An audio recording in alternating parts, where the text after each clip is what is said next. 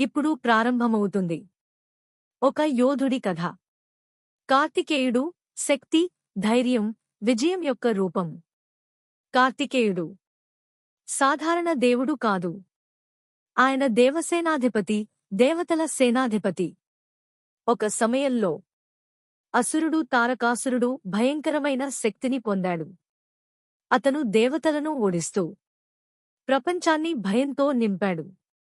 దేవతలు అందరూ కలిసి బ్రహ్మ వద్దకు వెళ్లారు. బ్రహ్మ చెప్పాడు, తారకాసురుడిని ఓడించగలిగేది శివుడు కుమారుడే. కాని సమస్య ఏమిటి? శివుడు ధ్యానంలో ఉన్నాడు, లోకానికి దూరంగా. అప్పుడు దేవతలు పార్వతీ దేవిని ప్రార్థించారు. ఆమె శివుడిని తిరిగి లోకానికి తీసుకువచ్చింది. శివుడు మరియు పార్వతి కలిసినప్పుడు ఒక అద్భుతం జరిగింది. శివుడి తేజస్సు, డివైన్ ఎనర్జీ, అగ్ని రూపంలో బయటకు వచ్చింది. ఆ తేజస్సును అగ్నిదేవుడు మరియు గంగాదేవి తీసుకెళ్లారు. అది చివరకు ఒక సరస్సులో నిలిచింది.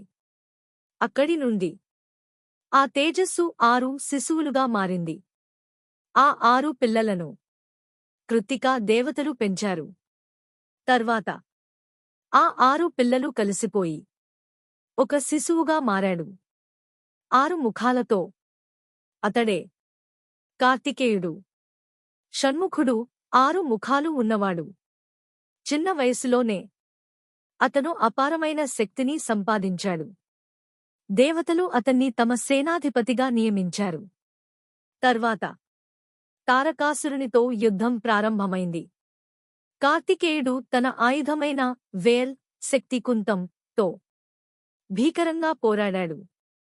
చివరికి తారకాసురుడిని సంహరించాడు. అలా ధర్మం మళ్లీ గెలిచింది. కార్తికేయుడు అంటే ధైర్యం, నాయకత్వం, యుద్ధంలో విజయం. ఇంకా ఒక ప్రసిద్ధ విషయం. జై సుబ్రహ్మణ్య స్వామి.